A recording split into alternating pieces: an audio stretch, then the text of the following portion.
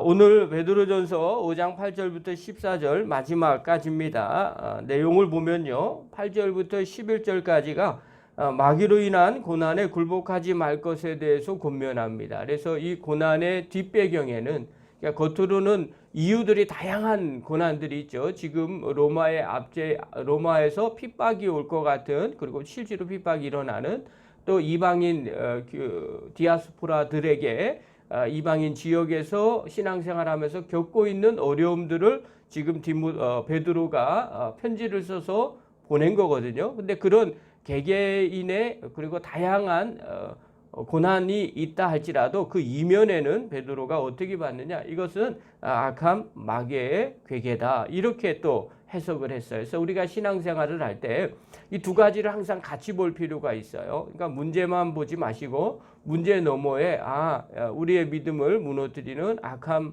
마귀와의 영적인 싸움이구나 하는 걸 또 보게 되고요. 또 반대로요. 또 뒤에 있는 것만 보는 분들이 계세요. 눈앞에 있는 어려움들이 혹여나 생길 때 이것은 아닙니다. 둘 다를 같이 볼 필요가 있어요. 베드로가 이렇게 이야기하고 권면하면서 또 12절부터 14절 마지막 부탁과 인사를 나눕니다. 무난하는 사람들이 세 부류가 있다라는 걸 이야기를 해주고요. 또 서로 좀 무난을 좀 했으면 좋겠다, 이렇게 마무리를 하죠. 그러면서 맨 마지막에 이런 말을 해요. 너희 그리스도 안에 있는 너희 모든 이에게 평강이 있을지어다, 이렇게 얘기하죠. 왜 평강이 있겠다고 말하는지는 이제 이해가 가시죠. 고난 가운데 있으니까. 고난 가운데 있을 때 제일 좋은 게 뭐겠어요? 마음의 편안함, 평강이 있는 게 제일 좋겠다. 그래서 베드로가 이렇게 마무리를 짓고 있는 거예요. 자, 그렇다면 구체적으로 볼게요. 8절 한번 보십시오. 8절 읽겠습니다. 시작. 근신하라, 깨어라, 너희 대적 마귀가 우는 사자같이 두루 다니며 삼킬 자를 찾나니. 자, 근신하래요. 깨어 있으래요. 왜요? 시험 가운데 있으니까, 환난 가운데 있으니까, 지금 어려움 가운데 처해 있으니까, 이럴 때일수록 근신하고 깨어 있으면 좋겠다. 자, 이 이야기는 사실은 베드로 자신의 이야기예요.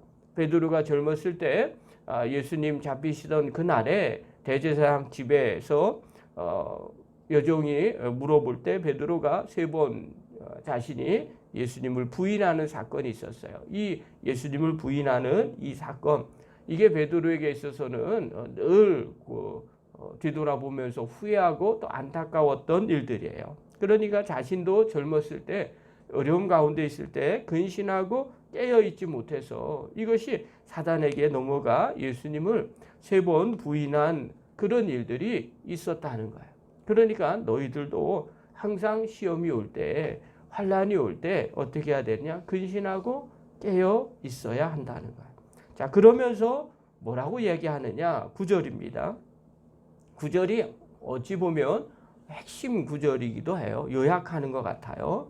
읽겠습니다. 시작. 너희는 믿음을 굳건하게 하여 그를 대적하라. 이는 세상에 있는 너희 형제들도 동일한 고난을 당한 줄을 알미라. 자, 믿음을 굳건하게 하래요. 왜 근신하고 깨어 있는지를 알려주는 거죠.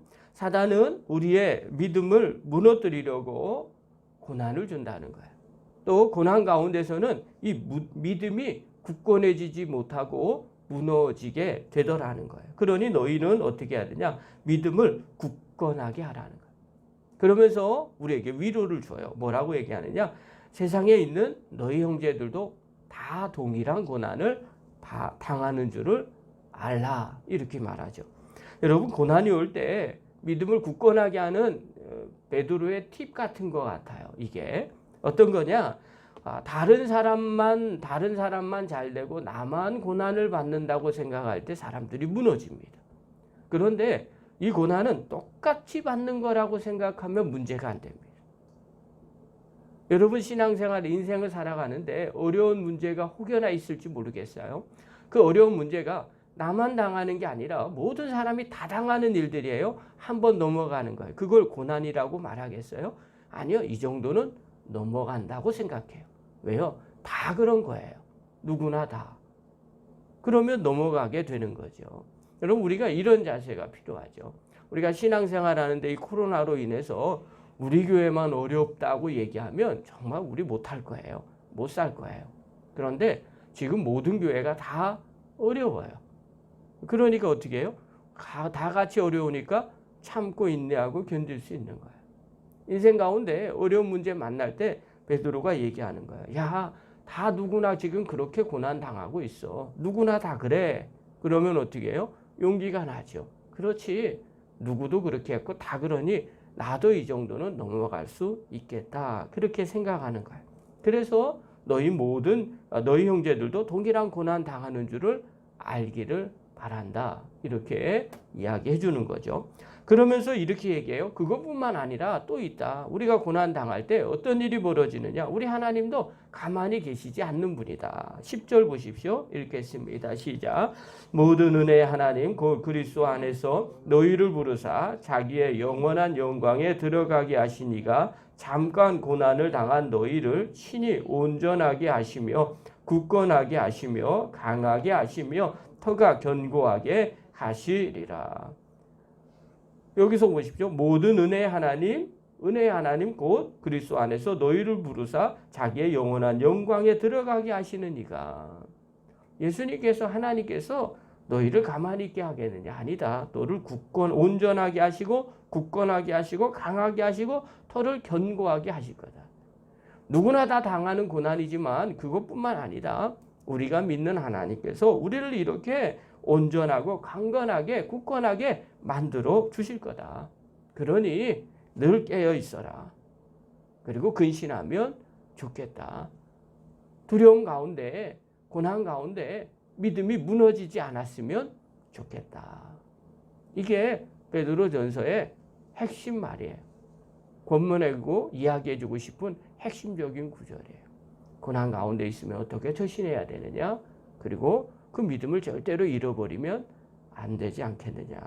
그러면서 마지막으로 인사를 해요. 인사를 하는데도 이런 내용들로 이야기를 해요. 12절 보십시오. 읽겠습니다. 시작.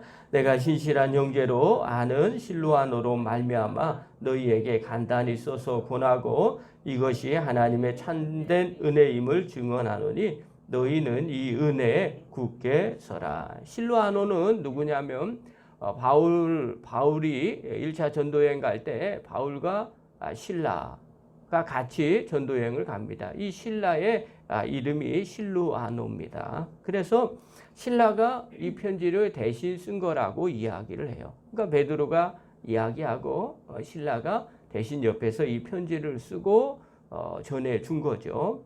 그래서 이 실라가 이 편지를 간단히 써서 너에게 권했는데 이 은혜에 좀 굳건하게 섰으면 좋겠다. 얘기하면서 13절 이야기예요. 뭐라고 얘기하느냐? 택하심을 함께 받은 바벨론에 있는 교회가 너희에게 문안하고. 너희 교회만 지금 어려운 게 아니라 바벨론 함께 같이 택하심을 받고 있었던 바벨론에 있는 교회도 너희를 문안한다. 너희들 고난 가운데 있지만 잘 이겨내기를 바란다. 그렇게 이야기하는 거죠. 그리고 내 아들 마가도 그리하니라. 마가도 알지 않느냐? 마가도 지금 너희들에게 얘기한다. 고난 잘 이겨내기를 바란다. 이렇게 문안한다고 얘기해요. 특별히 여기에서 베드로가 마가를 내 아들이라고 표현을 했어요. 이건 우리 지금 다 알고 있죠. 유대인 사상에서는 이게 진짜 아들이 아닙니다. 나의 분신이라는 뜻이에요. 그러니까 유대인들은 아버지 이름을 그대로 아들이 갖다 씁니다. 쓰는 이유가 뭐냐면 아버지의 육체, 아버지의 성질, 아버지의 형상, 아버지의 것을 그 아들이 그대로 이어받았다라는 의미에서 아들이에요.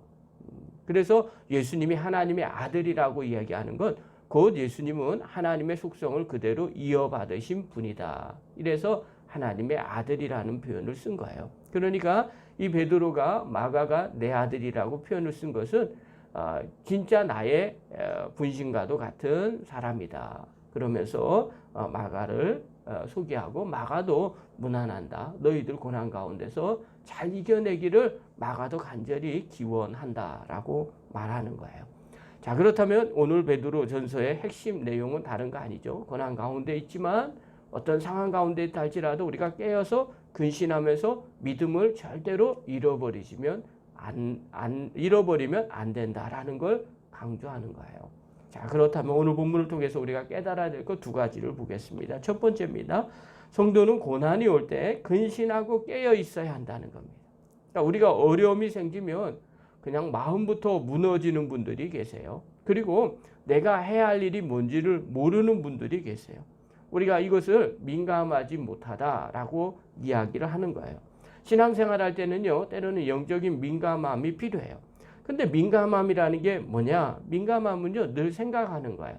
한 번 더 생각하는 게 저는 민감함이라고 이야기해요. 물론 은사로서 민감함이 있어요. 네, 그거는 하나님께서 주시는 거고, 우리가 가져야 될 것은 한 번 더 생각하는 거예요. 한 번 더 관심을 갖는 거예요. 틈을 주지 말라는 얘기는 뭐냐면 우리가 늘 생각을 한 번 더 해보면 돼요. 아, 이것이 믿음 안에서 어떤 결과가 되느냐. 여러분, 이 생각을 하면요, 미연에 방지할 수 있어요. 그게 깨어 있는 거예요. 제가 목회를 하면서 내리는 결론 중에 하나가 뭐냐면 믿음이 무너지는 바로미터가 있어요. 그게 바로 예배예요. 열심히 예배 생활하다 어느 날 예배 생활을 못합니다. 부득이한 일로 뭐 출장을 가거나 아니면 무슨 몸이 아프거나 뭐 이래서 예배를 못 드리는 경우 있어요. 그러면 예배를 못 드리는 불편함이 있거든요. 그럼 영상이라도 지금은 예배를 드리죠. 그리고 예배를 꼭 나가야 되겠다 이런 마음이 듭니다. 그러나 그런 특별한 일들이 없는데 괜히 예배가 드려지기 싫은 거예요. 그 예배를 한 번 빠집니다. 두 번 빠집니다. 그리고 난 다음에 사람들의 담임자의 아니면 목사님의 전화를 잘 받기가 두려워요. 죄송합니다. 그때 그 사람은 벌써 무너지기 시작하는 거예요. 본인은 그렇게 생각하지 않죠. 이런저런 이유로 예배를 못 드리는 거야. 신앙생활을 못 하는 거야. 하지만 제 경험에 의하면 그분은 무너지게 됩니다. 그러다가 3번, 4번 계속 안 나오면 그 다음부터는 신앙생활 하기가 너무너무 어렵습니다. 아예 전화 연락도 받지 못하게 되죠. 그게 멀어지는 겁니다. 그래서 예배를 한번 빠질 때 생각해 보십시오. 이것이 정말 예배를 꼭 빠져야 할 만한 이유인가? 아니면 믿음이 무너지게 되는 계기인가? 그렇게 한번 생각을 해 보시면 예배 생활하기가 예배를 빠지는 게 쉽지 않습니다. 그게 깨어 있는 거예요. 그러면 믿음은 무너지지 않게 됩니다. 다시 이게 내 믿음을 무너뜨리게 하는 순간이지 하면서 되돌아오게 되더라는 거예요. 그러므로 신앙생활 할 때 항상 깨어있는 저와 여러분 되기를 바랍니다. 두 번째로요, 고난받을 때 우리가 가져야 될 생각이에요. 베드로처럼 다른 사람도 같이 받는 고난이다. 이 생각을 가지시기 바랍니다. 여러분, 나만 받는 고난이라고 생각하니까 힘든 거예요.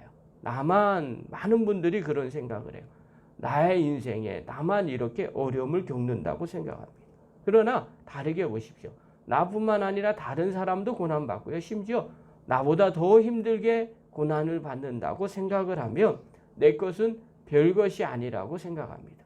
그럴 때 그 고난 가운데서 이겨내기가 쉽습니다. 이게 신앙생활의 지혜입니다. 항상 힘들 때 다른 사람은 나보다 더 힘든 고난을 받고 있구나라고 생각을 하십시오. 그러면 이 고난 때문에 무너지지 않게 되더라는 거예요. 오늘 이 새벽에 나온 귀한 성도 여러분, 또 영상을 보시는 귀한 성도 여러분, 늘 마음 가운데 새기십시오. 누구나 다 인생의 고난, 또 신앙생활의 어려운 고난들이 닥치게 됩니다. 이때 어떻게 해야 되는가? 늘 근신하고 깨어 있으십시오. 그리고 믿음에서 멀어지는 그 일들이 무엇인지를 점검하시고 늘 믿음에서 굳건하게 신앙생활하는, 그래서 하나님 앞에 영광을 돌리고 하나님의 은혜와 복을 누리는 믿음의 종이 되기를 간절히 축원합니다. 기도하겠습니다.